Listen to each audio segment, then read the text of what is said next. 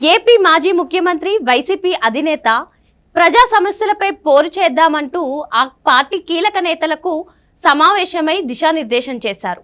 మరి ఏంటి కూటమి ప్రభుత్వం వచ్చి 6 నెలలైనా ప్రజల సమస్యలను పట్టించుకోలేదని ఆయన విమర్శిస్తున్నారు. మరి ఇదే అంశంపై చర్చించడానికి మనతో పాటుగా ఉన్నారు senior political analyst Appasani Rajesh గారు. వారిని అడిగి పూర్తి వివరాలు తెలుసుకుందాం. సార్ నమస్తే. సార్ నమస్తే అమ్మా.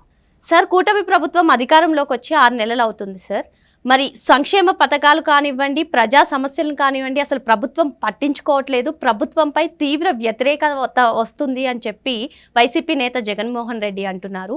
ప్రజల గొంతుకను మనమే విప్పాలి, అందుకే మనం ఈ నెల 11 నుంచి అన్ని సమస్యలపై మనమే మాట్లాడదాం, జిల్లా వారీగా పర్యటిద్దాం అంటున్నారు. దీనిపై మీ స్పందన ఏంటి సార్?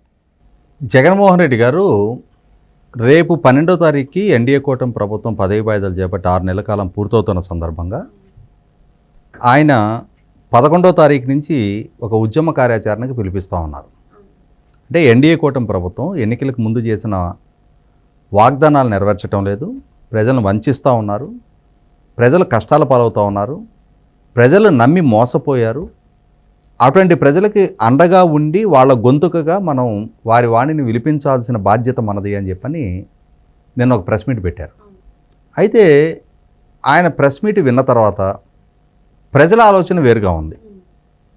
ప్రజలు ఏమనుకుంటున్నారంటే జగన్మోహన్ రెడ్డి గారు ఏమి ఈ రాష్ట్రానికి కొత్త వ్యక్తి కాదు, 6 నెలల క్రితం వరకు ఆయనే ఈ రాష్ట్రాన్ని పరిపాలించిన ముఖ్యమంత్రి.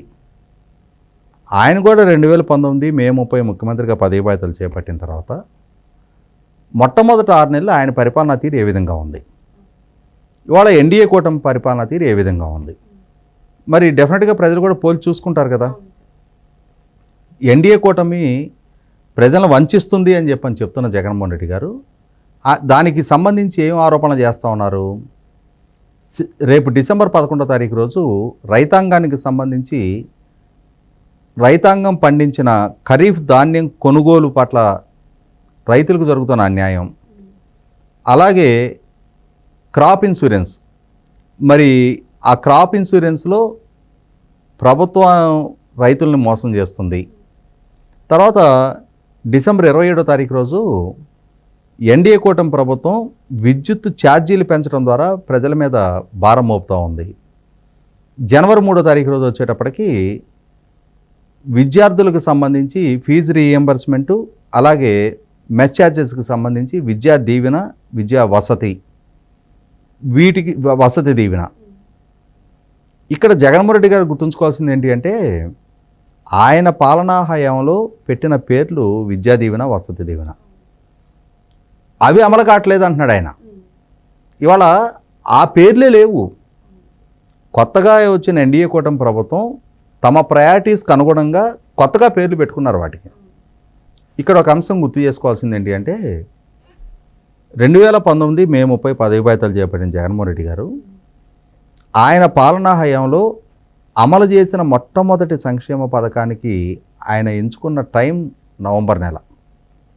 మే 30 నుంచి నవంబర్ వరకు ఆయన ఏం కొత్తగా సంక్షేమ పథకాలు అమలు చేయలే.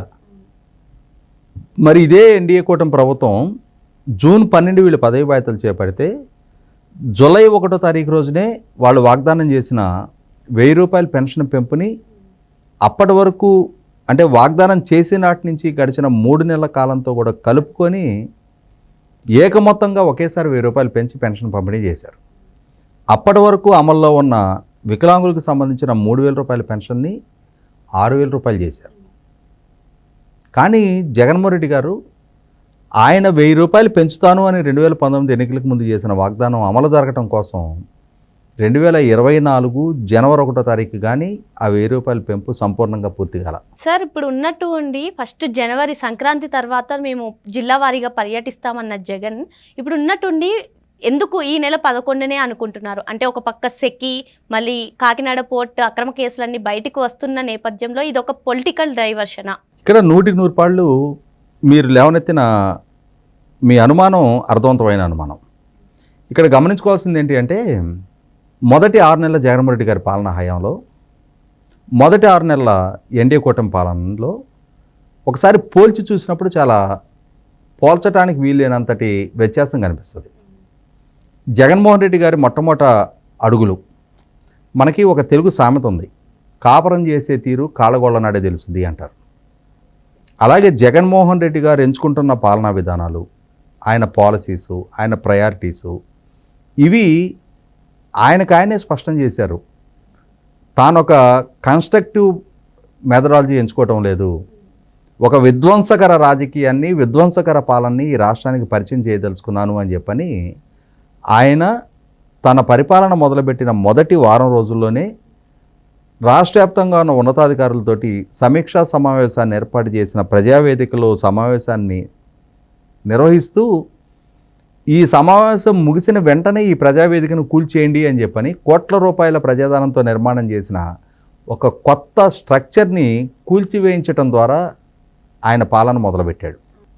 సహజంగా కొత్తగా పదవి బాధ్యతలు చేపట్టిన ఏ ప్రభుత్వం అయినా ఒక కొత్త పథకాన్ని అనౌన్స్ చేయటము, ఒక కొత్త భవనానికి శంకుస్థాపన చేయడం లాంటి ఒక శుభకరమైన అడుగులతోటి వాళ్ళ పాలన మొదలు పెట్టాలని కోరుకుంటారు. కానీ జగన్మోహన్ రెడ్డి గారు కూల్చివేతతోటి తన పాలన మొదలుపెట్టాడు. ఆ రోజే రాష్ట్రానికి, దేశానికి, ప్రపంచానికి కూడా ఆయన ఒక సంకేతం ఇచ్చాడు, నాది కన్స్ట్రక్టివ్ ప్రభుత్వం కాదు, నాది డిస్ట్రక్టివ్ ప్రభుత్వం అని చెప్పని. ఆ తర్వాత నుంచి మొదలుపెట్టి అదే నెలలోనే పవర్ పర్చేసింగ్ అగ్రిమెంట్ రద్దు చేశాడు, ఇసుక పాలసీ రద్దు చేశాడు, అన్నా క్యాంటీన్ రద్దు చేశాడు, ప్రాజెక్టుల టెండర్లు రద్దు చేసి సక్సెస్ఫుల్గా నడుస్తున్న ప్రాజెక్టుల పనులను స్తంభింపజేశాడు, సక్సెస్ఫుల్గా నడుస్తూ ఉన్న రాజధాని నిర్మాణ పనులను స్తంభింపజేశాడు. అంటే రాష్ట్ర అభివృద్ధి కారకమైన రాజధాని పనుల్ని ముందు కొనసాగనివ్వలేదు. Singapore consortium నెలకొట్టాడు. తర్వాత రామాయపట్నంలో సంకల్పించిన 25,000 కోట్ల రూపాయల పెట్టుబడితో నిర్మాణం చేతాలు పెట్టిన ఏషియన్ పేపర్ పల్ప్ యూనిట్ని ఎలగొట్టాడు. తర్వాత విశాఖపట్నం నుంచి లూలుని ఎలగొట్టాడు. అనంతపూర్ జిల్లా నుంచి జాకీ అండర్ గార్మెంట్ యూనిట్ని ఎలగొట్టాడు. ఇట్లా రాష్ట్రంలో గ్రౌండింగ్ అవ్వాల్సిన పారిశ్రామిక పెట్టుబడిని తరిమేశాడు. రాష్ట్ర నీటిపారుదల రంగానికి తలమానికంగా ఉండాల్సిన పోలవరం ప్రాజెక్టు పనుల్ని స్తంభింపజేసి ఆ కాంట్రాక్టర్ని మార్చి రివర్స్ టెండర్ పేరిట మళ్ళీ ఇంకొక కొత్త కాంట్రాక్టర్ని తీసుకొచ్చి ఈ లోపు జరిగిన కాలయాపంతో ఆ ప్రాజెక్టు భవిష్యత్తు అగమగోచరంగా మార్చి ఈ రోజుకి ఆ ప్రాజెక్టు ఎప్పటికీ పూర్తవుద్దనే ఒక సందిగ్ధ పరిస్థితిలో కొత్త ప్రభుత్వానికి హ్యాండ్ ఓవర్ చేయడం జరిగింది. సార్, మీరన్నట్టుగానే కూటమి ప్రభుత్వం వచ్చిన తర్వాత పోలవరం కానివ్వండి, అమరావతి కానివ్వండి, లేదంటే పారిశ్రామిక రంగం కానివ్వండి పరుగులు తీస్తుందని చెప్పవచ్చు. మళ్ళీ ఇంకా మనం చూసుకుంటే సంక్షేమ పథకాల విషయానికి వస్తే మొన్న దీపావళి కానుకగా దీపం పథకాన్ని ప్రారంభించారు. రేపు సంక్రాంతి కానుకగా ఉచిత బస్సు కూడా ప్రారంభించే ఆలోచనలో ఉంది ప్రభుత్వం. కానీ జగన్మోహన్ రెడ్డి అసలు సూపర్ 6 అమలు కావట్లేదు అంటున్నారు. దీనిపై మీ స్పందన ఏంటి సార్? ఇక్కడ జగన్మోహన్ రెడ్డి గారు ఏంటంటే తాను ఏది చెప్పినా ప్రజలు నమ్ముతారన్న భావంలో ఉన్నాడు ఆయన. ఎందుకంటే 2019 ఎన్నికలు ఆయనకి అలా కలిసి వచ్చాయి. ఆ రోజు ఏం వాగ్దానం చేశాడు ఆయన?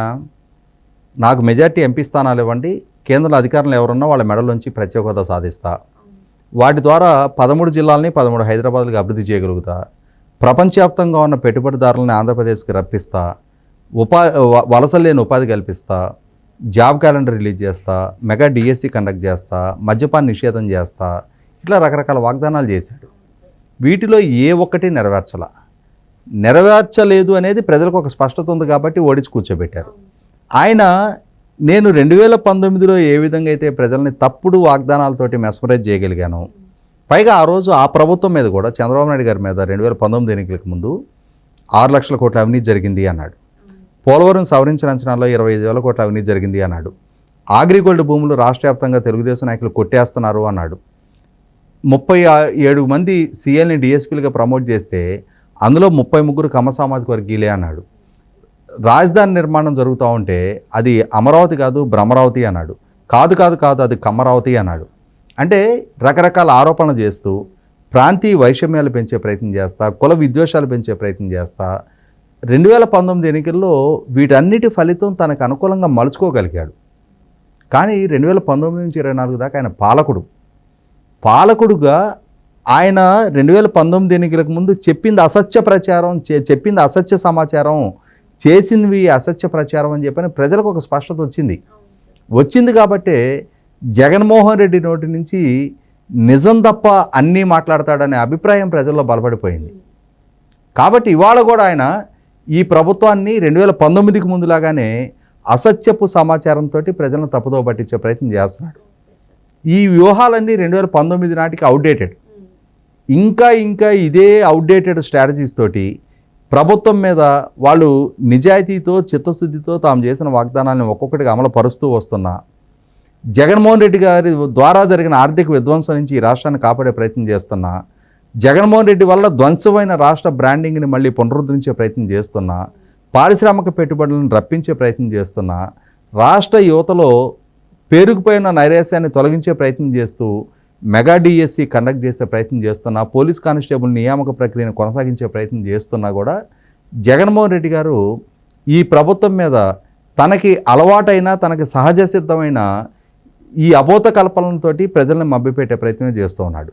కానీ అన్ని వేళలా జగన్మోహన్ రెడ్డి వ్యూహాలు ఫలించవు అనేది మనకి జూన్ 4వ తారీఖే స్పష్టమైంది. కాబట్టి 6 నెలల జగన్మోహన్ రెడ్డి గారి పాలనని ప్రజలు చూశారు, 6 నెలల ఎన్డీఏ కూటమి పాలనని ప్రజలు చూశారు. ఇవాళ జగన్మోహన్ రెడ్డి డిసెంబర్ 11, డిసెంబర్ 27, జనవరి 3వ తారీఖు 3 ప్రజా సమస్యల పట్ల నేను ఉద్యమిస్తాను, మనం యుద్ధం చేద్దామని చెప్పినా ఆ రోజు సిద్ధం అన్నా ప్రజల పరిగణలోకి తీసుకోలేదు, ఇవాళ యుద్ధం అన్నా ప్రజల పరిగణలోకి తీసుకోరు అనేది వాస్తవం.